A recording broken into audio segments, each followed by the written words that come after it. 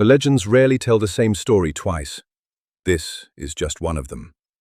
Before humanity learned how to kill, before war, before weapons, there was something that taught us how. Not a king, not a conqueror, an angel. His name was Azazel, and some believe he never truly left. In ancient Jewish tradition, in a ritual described in the book of Leviticus, there is a name that appears only a few times, not explained, not defined, almost hidden between the lines.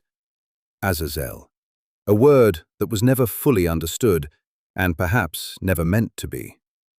Once every year, on the Day of Atonement, a ritual was performed. 2 goats were chosen. They had to be identical, same appearance, same size, same value, because what followed was not symbolic. It was precise. Lots were cast. 1 goat for God, the other for Azazel. The first goat was sacrificed, its blood offered, its purpose clear. But the second was something far more disturbing. The high priest placed his hands on the head of the living goat and began to speak. He confessed the sins of the people, not just actions, but thoughts, desires, regrets, hidden things no one else could see. Every lie, every act of cruelty, every moment of weakness, all of it placed upon the goat, as if sin had weight, as if it could be carried, as if it needed somewhere to go. And then the goat was led away, out of the city, past the walls, into the silence, into the wilderness, a place without life, without comfort, without forgiveness, a place associated with Azazel. In later traditions, the goat did not simply wander. It was taken to a cliff, a jagged edge of stone, sharp, unforgiving, and then it was pushed, its body breaking against the rocks below, and with it, the sins. Gone, removed, sent away, but sent where? If the sins were carried to Azazel, then what was Azazel? A place, a symbol, or something waiting to receive them? Some believed Azazel was nothing more than the wilderness itself, a name for isolation, a word for a place where things disappear. But others believed that something lived there, something ancient, something that did not belong among men, something that had been there long before the ritual began. And then there are the other stories, ancient writings removed from the Bible, texts that speak of things that were not meant to be remembered.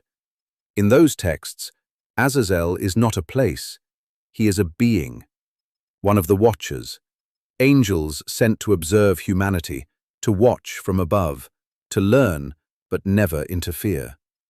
But they did interfere. They descended, they took form, and they walked among humans, and Azazel was one of them. But he did more than walk. He taught. He showed humanity how to shape the world around them. He revealed metal hidden beneath the earth and taught men how to forge it. Swords, knives, weapons, tools that turned hands into instruments of death. Before that, humans did not know war like this. Not organized, not efficient, not unstoppable. But Azazel changed that. And he did not stop there. He revealed things that were never meant for humans, secrets that belonged to heaven.